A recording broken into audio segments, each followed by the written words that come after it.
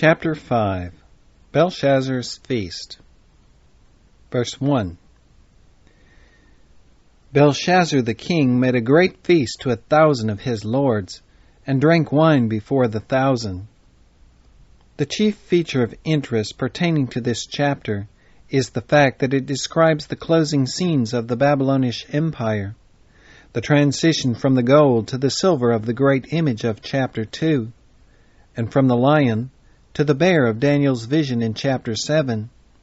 This feast is supposed by some to have been a stated annual festival in honor of one of their deities. On this account, Cyrus, who was then besieging Babylon, learned of its approach and knew when to lay his plans for the overthrow of the city. Our translation reads that Belshazzar, having invited 1,000 of his lords, drank before the 1,000. Some translate it, drank against the 1,000, showing that whatever other propensities he may have had, he was at least an enormous drinker. Verses 2 to 4. Belshazzar, whilst he tasted the wine, commanded to bring the golden and silver vessels which his father Nebuchadnezzar had taken out of the temple, which was in Jerusalem, that the king and his princes, his wives, and his concubines might drink therein. Then they brought the golden vessels that were taken out of the temple of the house of God, which was in Jerusalem, and the king and his princes, his wives, and his concubines drank in them. They drank wine and praised the gods of gold and of silver, of brass, of iron, of wood, and of stone. That this festival had some reference to former victories over the Jews may be inferred from the fact that the king, when he began to be heated with his wine, called for the sacred vessels which had been taken from Jerusalem. It would be most likely that, lost to a sense of all sacred things, he would use them to celebrate the victory by which they were obtained. No other king, probably, had carried his impiety to such a height as this. And while they drank wine from the vessels dedicated to the true God, they praised their gods of gold, silver, brass, iron, wood, and stone. Perhaps, as noticed on chapter 3, verse 29, they celebrated the superior power of their gods over the God of the Jews, from whose vessels they now drank to their heathen deities. Verses 5 to 9. In the same hour came forth fingers of a man's hand, and wrote over against the candlestick upon the plaster of the wall of the king's palace. And the king saw the part of the hand that wrote. Then the king's countenance was changed, and his thoughts troubled him, so that the joints of his loins were loosed, and his knees smote one against another.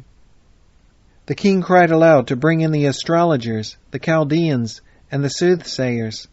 And the king spake and said to the wise men of Babylon, Whosoever shall read this writing, and show me the interpretation thereof, shall be clothed with scarlet, and have a chain of gold about his neck, and shall be the third ruler in the kingdom.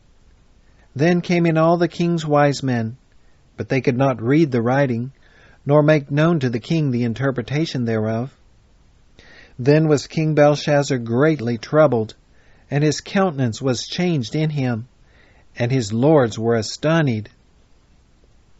No flashes of supernatural light, nor deafening peals of thunder, announced the interference of God in their impious revelries. A hand silently appeared, tracing mystic characters upon the wall. It wrote over against the candlestick. In the light of their own lamp they saw it. Terror seized upon the king, for his conscience accused him. Although he could not read the writing, he knew it was no message of peace and blessing that was traced in glittering characters upon his palace wall. And the description the prophet gives of the effect of the king's fear cannot be excelled in any particular. The king's countenance was changed, his heart failed him, pain seized upon him, and so violent was his trembling that his knees smote one against another. He forgot his boasting and revelry. He forgot his dignity, and he cried aloud for his astrologers and soothsayers to solve the meaning of the terrible apparition. Verses 10 to 16. Now the queen, by reason of the words of the king and his lords, came into the banquet hall. And the queen spake and said, O king, live forever. Let not thy thoughts trouble thee, nor let thy countenance be changed. There is a man in thy kingdom, in whom is the spirit of the holy gods, and in the days of thy father light and understanding and wisdom, like the wisdom of the gods, was found in him, whom the king Nebuchadnezzar thy father the king, I say, thy father, made master of the magicians, astrologers, Chaldeans, and soothsayers, forasmuch as an excellent spirit, and knowledge, and understanding, interpreting of dreams, and showing of hard sentences, and dissolving of doubts, were found in the same Daniel, whom the king named Belshazzar. Now let Daniel be called, and he will show the interpretation. Then was Daniel brought in before the king. And the king spake and said unto Daniel, Art thou that Daniel, which art of the children of the captivity of Judah, whom the king my father brought out of Jewry? I have even heard of thee, that the spirit of the gods is in thee, and that light and understanding and excellent wisdom is found in thee. And now the wise men, the astrologers, have been brought in before me, that they should read this writing, and make known unto me the interpretation thereof. But they could not show the interpretation of the thing. And I have heard of thee, that thou canst make interpretations, and dissolve doubts. Now, if thou canst read the writing, and make known to me the interpretation thereof, thou shalt be clothed with scarlet, and have a chain of gold about thy neck, and shalt be the third ruler in the kingdom. It appears from the circumstance here narrated that the fact that Daniel was a prophet of God had by some means been lost sight of at the court and palace. This was doubtless owing to his having been absent at Shushan, in the province of Elam, as narrated in chapter 8, verses 1, 2, and 27, whither he had been sent to attend the business of the kingdom there. The country being swept by the Persian army would compel his return to Babylon at this time. The queen, who came in and made known to the king that there was such a person to whom the appeal could be made for knowledge in supernatural things, is supposed to have been the queen mother, the daughter of Nebuchadnezzar, in whose memory the wonderful part Daniel had acted in her father's reign would still be fresh and vivid. Nebuchadnezzar is here called Belshazzar's father, according to the then common custom of calling any paternal ancestor father, and any male descendant son. Nebuchadnezzar was in reality his grandfather. The king inquired of Daniel, when he came in, if he was of the children of the captivity of Judah. Thus it seems to have been ordered that while they were holding impious revelry in honor of their false gods, a servant of the true God, and one whom they were holding in captivity, was called in to pronounce the merited judgment upon their wicked course. Verses 17 to 24.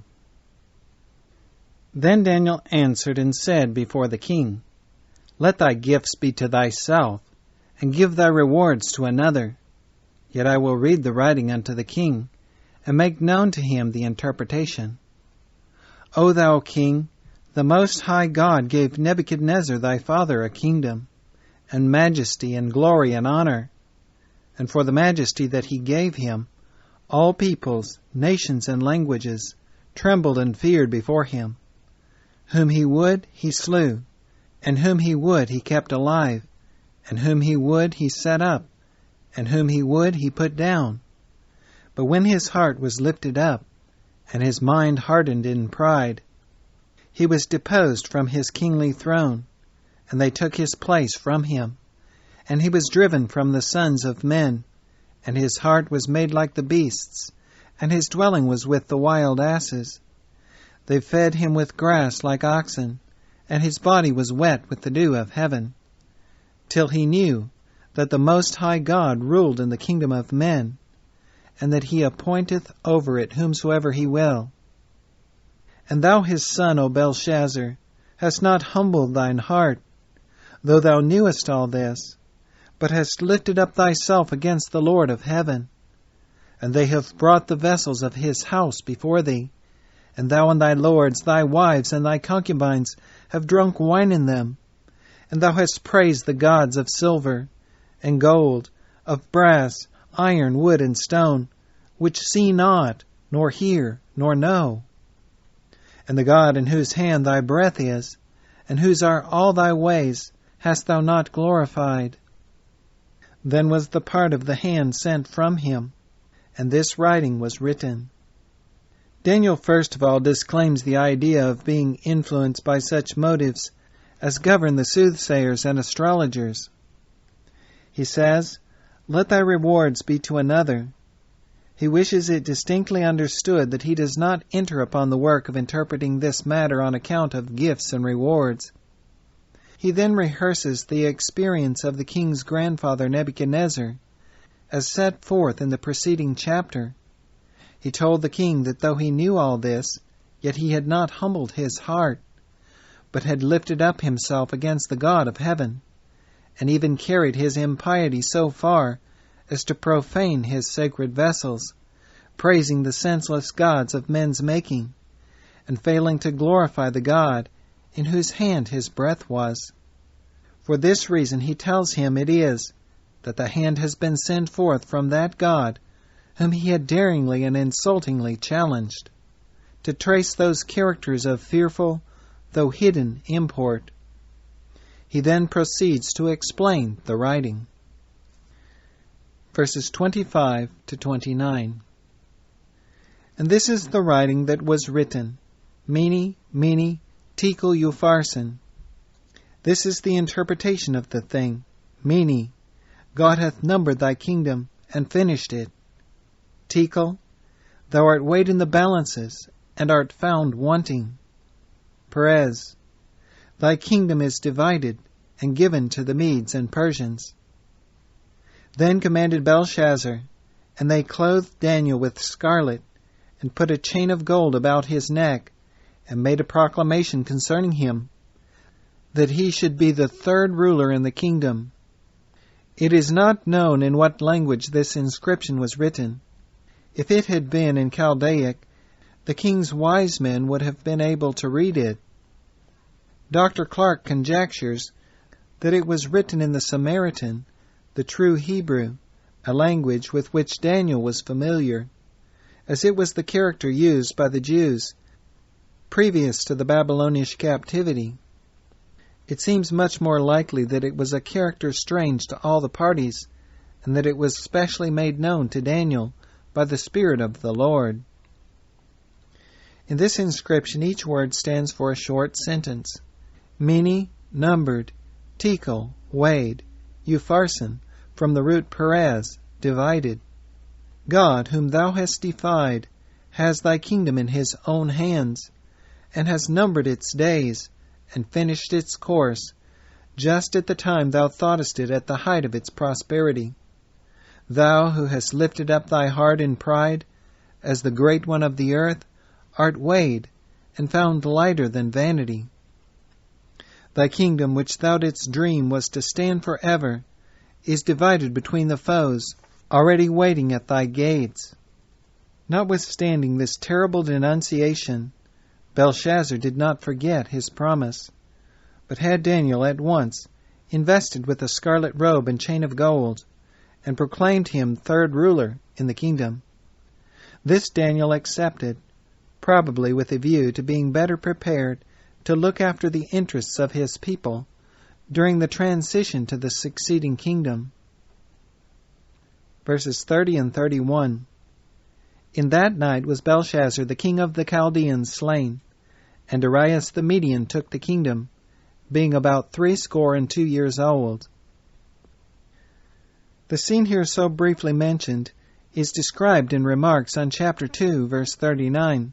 While Belshazzar was indulging in his presumptuous revelry, while the angel's hand was tracing the doom of the empire on the walls of the palace, while Daniel was making known the fearful import of the heavenly writing, the Persian soldiery, through the emptied channel of the Euphrates, had made their way into the heart of the city, and were speeding forward with drawn swords to the palace of the king.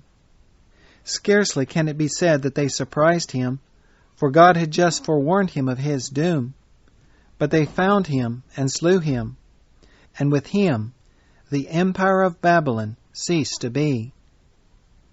As a fitting conclusion to this chapter, we give the following beautiful poetic description of Belshazzar's feast, from the pen of Edwin Arnold, author of The Light of Asia. It was written in 1852 and obtained the Newdigate Prize for an English poem on the feast of Belshazzar at University College, Oxford. Not by one portal or one path alone God's holy messages to men are known. Waiting the glances of his awful eyes, silver-winged seraphs do him embassies, and stars interpreting his high behest guide the lone feet and glad the falling breast. The rolling thunder and the raging sea speak the stern purpose of the deity, and storms beneath and rainbow hues above herald his anger or proclaim his love.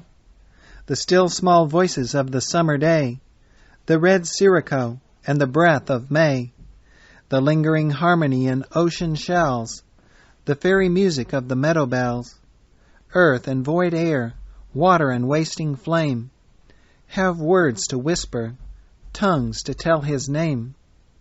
Once, with no cloak of careful mystery, himself was herald of his own decree. The hand that edicts on the marble drew graved the stern sentence of their scorner too. Listen and learn. Tyrants have heard the tale, and turned from hearing terror-stricken and pale. Spiritless captives sinking with the chain have read this page and taken heart again. From sunlight unto starlight trumpets tolled her king's command in Babylon the old. From sunlight unto starlight west and east 1,000 satraps girt them for the feast, and reined their chargers to the palace hall, where King Belshazzar held high festival. A pleasant palace under pleasant skies, with cloistered courts and gilded galleries, a gay kiosk and painted balustrade, for winter terraces and summer shade. By court and terrace, minaret and dome, Euphrates, rushing from his mountain home, rested his rage and curbed his crested pride, to belt that palace with his bluest tide. Broad-fronted bulls with chiseled feathers barred, in silent vigil, keeping watch and ward. Giants of granite wrought by cunning hand, guard in the gate and frown upon the land. Not summer's glow, nor yellow autumn's glare, pierce the broad tamarisks that blossom there. The moonbeams darting through their leafy screen lost half their silver in the softened green, and fell with lessened luster, broken light, tracing quaint arabesque of dark and white, or dimly tinting on the graven stones the pictured annals of Chaldean thrones. There, from the rising to the setting day, birds of bright feathers sang the light away, and fountain waters on the palace floor made even answer to the river's roar, rising in silver from the crystal well, and breaking into spangles as they fell. Though now ye heard them not, for far along rang the broad chorus of the banquet song, and sounds as gentle, echoes soft as these, died out of hearing from the revelries. High on a throne of ivory and gold, from crown to footstool, clad in purple fold, Lord of the East, from sea to distant sea, the King Belshazzar feasted royally. And not that dreamer in the desert cave peopled his paradise with pomp as brave. Vessels of silver, cups of crusted gold, blush with a brighter red than all they hold. Pendulous lamps, like planets of the night, flung on the diadems a fragrant light, or slowly swinging in the midnight sky, gilded the ripples as they glided by, and sweeter rose the kittern's ring, soft as the beating of a seraph's wing, and swifter in the measured dance, the tresses gather and the sandals glance, and brighter at the festal board the flagons bubble and the wines are poured. No lack of goodly company was there, no lack of laughing eyes to light the cheer. From Dara troop they, from Dharma's grove, the sons of battle and the moons of love, from where our Scythian silver waters sleep, the Imla's marshes and the inland deep, from pleasant Kala and from Catacene, the horseman's captain and the harem's queen. It seemed no summer cloud of passing woe could fling its shadow on so fair a show. It seemed the gallant forms that feasted there were all too grand for woe, too great for care. Whence came the anxious eye, the altered tone, the dull presentiment no heart would own, that ever changed the smiling to a sigh, sudden as seabird flashing from the sky? It is not that they know the spoiler waits, harnessed for battle at the brazen gates. It is not that they hear the watchman's call, mark the slow minutes on the leaguered wall, the clash of quivers and the ring of spears, make pleasant music in a soldier's ears, and not a scabbard hideth sword tonight, that hath not glimmered in the front of fight. May not the blood of every beating vein have quick foreknowledge of the coming pain, even as the prison silver, dead and dumb, shrinks at cold winter's football ere he come? The king hath felt it, and the heart's unrest heaves the broad purple of his belted breast. Suddenly he speaks. What? Doth the beaded juice savour like hyssop, that ye scorn its use? Where ye so pitiful and sad a soul, that tramp of foemen scares ye from the bowl? Think ye the gods of yonder starry floor tremble for terror when the thunders roar? Are we not gods? Have we not fought with God? And shall we shiver at a robber's nod? No, let them batter till the brazen bars ring merry mocking of their idle wars. Their fall is fated for tomorrow's sun. The lion rouses when his feast is done. Crown me a cup and fill the bowls we brought from Judah's temple when the fight was fought. Drink till the merry madness fill the soul, the Salem's conqueror and Salem's bowl. Each from the goblet of a god shall sip, and Judah's gold tread heavy on the lip. The last loud answer dies along the line, the last light bubble bursts upon the wine. His eager lips are on the jeweled brink. Hath the cup poison that he doubts to drink? Is there a spell upon the sparkling gold, that so his fevered fingers quit their hold? Whom sees he where he gazes? What is there? Freezing his vision into fearful stare. Follow his lifted arm and lighted eye, and watch with them the wondrous mystery. There cometh forth a hand upon the stone, graving the symbols of a speech unknown. Fingers like mortal fingers leaving there the blank wall flashing characters of fear.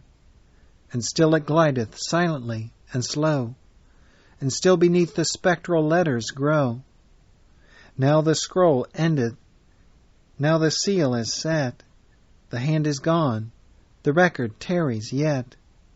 As one who waits the warrant of his death, with pale lips parted and with bridled breath, they watch the sign and dare not turn to seek their fear reflected in their fellow's cheek, but stand as statues where the life is none, half the jest uttered, half the laughter done, half the flask empty, half the flagon poured, each where the phantom found him at the board, struck into silence as December's arm curbs the quick ripples into crystal calm. With a wand of ebony and sable stole, Chaldea's wisest scan the spectral scroll. Strong in the lessons of a lying art, each comes to gaze, but gazes to depart, and still for mystic sign and muttered spell the graven letters guard their secret well. Gleam they for warning, glare they to condemn. God speaketh, but he speaketh not for them.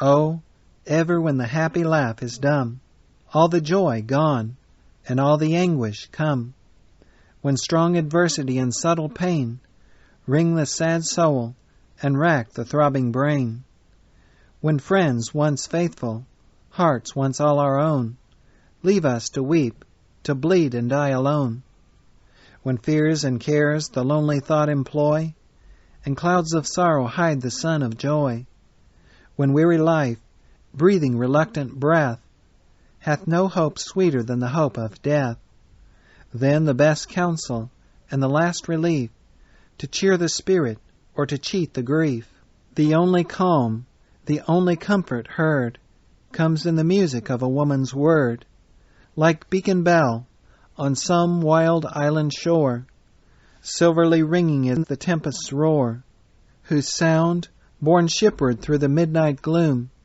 tells of the path and turns her from her doom. So in the silence of that awful hour, when baffled magic mourns its parted power, when kings were pale and satraps shook for fear, a woman speaketh, and the wisest hear. She, the high daughter of 1,000 thrones, telling with trembling lip and timid tones of him the captive, in the feast forgot, who readeth visions, him whose wondrous lot sends him to lighten doubt and lessen gloom, and gaze undazzled on the days to come. Daniel the Hebrew, such his name and race, held by a monarch highest in his grace. He may declare, oh, bid them quickly send, so may the mystery have happy end. Calmly and silent as the fair full moon, come smiling upward in the sky of June, fearfully as the troubled clouds of night shrink from before the coming of its light. So through the hall the prophet passed along, so from before him fell the festal throng. By broken wassail cup and wine o'erthrown, pressed he still onward for the monarch's throne. His spirit failed him not, his quiet eye lost not its light for earthly majesty. His lip was steady and his accent clear, the king hath needed me, and I am here. Art thou the prophet? Read me yonder scroll, whose undeciphered horror daunts my soul. There shall be guerdon for the grateful task, fitted for me to give, for thee to ask. A chain to deck thee, and a robe to grace, thine the third throne, and thou the third in place. He heard and turned him where the lighted wall dimmed the red tortures of the festival, gazed on the sign with steady gaze and sat, and he who quailed not at a kingly threat, bent the true knee and bowed the silver hair, for that he knew the King of Kings was there. Then nerved his soul the sentence to unfold, while his tongue trembled at the tale it told. And never tongue shall echo tale as strange, till that change cometh which shall never change. Keep for thyself the guerdon and the gold, what God hath graved, God's prophet must unfold. Could not thy father's crime, thy father's fate, teach thee the horror thou hast learned too late? Hast thou not read the lesson of his life? Who wars with God shall strive a losing strife? His was a kingdom mighty as thine own, the sword his scepter, and the earth his throne. The nations trembled when his awful eye gave to them leave to live, or doom to die. The Lord of life, the keeper of the grave, his frown could wither, and his smile could save. Yet when his heart was hard, his spirit high, God drave him from his kingly majesty, far from the brotherhood of fellow men, to seek for dwelling in the desert den, where the wild asses feed and oxen roam. He sought his pasture, and he made his home, and bitter biting frost and dews of night schooled him in sorrow till he knew the right, that God is ruler of the rulers still, and setteth up the sovereign that he will. O hadst thou treasured in repentant breast his pride and fall, his penitence and rest, and bowed submissive to Jehovah's will, then had thy scepter been a scepter still. But thou hast mocked the majesty of heaven, and shamed the vessels to his service given. And thou hast fashioned idols of thine own, idols of gold, of silver, and of stone. To them hast bowed the knee, and breathed the breath, and they must help thee in the hour of death. Woe for the sight unseen, the sin forget. God was among ye, and ye knew it not. Hear what he saith now, thy race is run, thy years are numbered, and thy days are done. Thy soul hath mounted in the scale of fate, the Lord hath weighed thee, and thou lackest weight. Now in thy palace porch the spoilers stand, to seize thy scepter, to divide thy land. He ended, and his passing foot was heard, but none made answer, not a lip was stirred. Mute the free tongue, and bent the fearless brow, the mystic letters had their meaning now. Soon came their other sound, the clash of steel, the heavy ringing of the iron heel, the curse in dying, and the cry for life, the bloody voices of the battle strife. That night they slew him on his father's throne, the deed unnoticed, and the hand unknown. Crownless and scepterless Belshazzar lay, a robe of purple round a form of clay.